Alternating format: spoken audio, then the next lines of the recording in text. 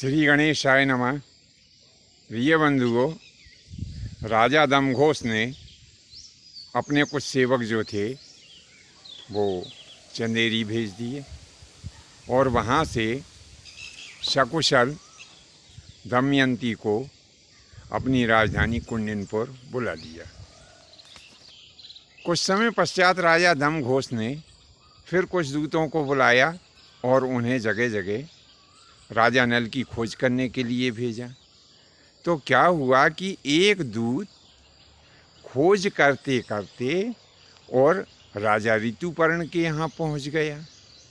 उसने भरी सभा में दोनों हाथ उठा करके कहा, हे सभासदों, मेरी बात को ध्यानपूर्वक सुनो और किसी के पास में यदि उसका उत्तर हो तो जरूर देना।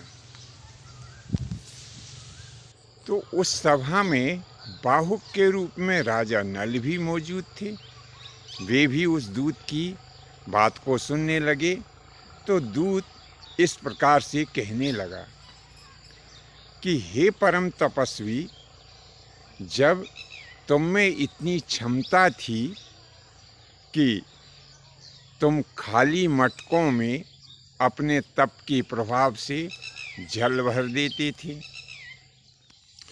और इतना ही नहीं है, हम तो ऐसा भी कहते हैं कि तुम मंत्र बल के प्रभाव से अग्नि भी प्रज्वलित कर देते हो। फिर जैसा कि हमने कहा कि किसी के पास में हमारी बात का जवाब यदि हो तो उसका उत्तर अवश्य देना। मैं जवाब चाहता हूँ कि इतना सब कुछ होने के पश्चात भी तुम जंगल में सोती हुई अपनी प्राण प्रिया पत्नी का त्याग करके और कहाँ चले गए हो। तब वहाँ पर जो नल बाहुक के रूप में मौजूद थे उस दूत से कहने लगे कि सुनो दूत, उस स्त्री के पति की जो राशि थी उस पर ग्रह प्रतिकूल चल रहे थे और उस पुरुष की जो तन पे मात्र एक धोती थी उस धोती को भी एक दिन पंछी लेकर के और उड़ गए थे। वह धर्मात्मा पुरुष अपनी सती पत्नी का दुख नहीं देख सका। तब उसकी आधी साड़ी धारण कर और इस समय वह किसी राजा के यहाँ जाकर के अश्वपाल नियुक्त हो गया है।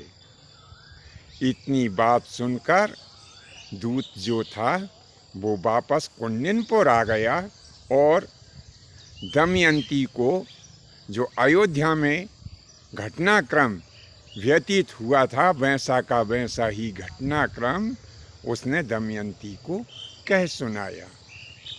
बंधुओं, दूत के मुख से ऐसा वचन सुनकर दमयंती यह समझ गई कि निश्चय ही राजा ऋतुपर्ण के यहाँ जो बाहुक के रूप में अश्वपाल है वे ही राजा नल है।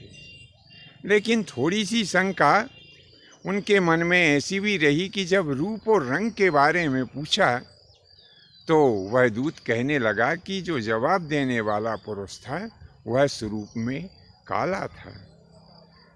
तो दमयंती विचार करने लगी कि परेशानी और नाना प्रकार के जो घटनाक्रम नल के साथ में व्यतीत हुए हैं उनके कारण रूप में बदलाव संभव है।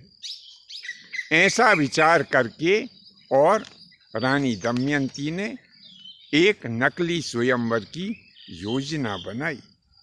बंधुओं, आज के लिए इतना ही। फिर शेष और विषय जो है उसे अगले भाग में आपको बताएंगे। आज्ञा दीजिए। धन्यवाद। जय माता की, जय परशुराम जी की।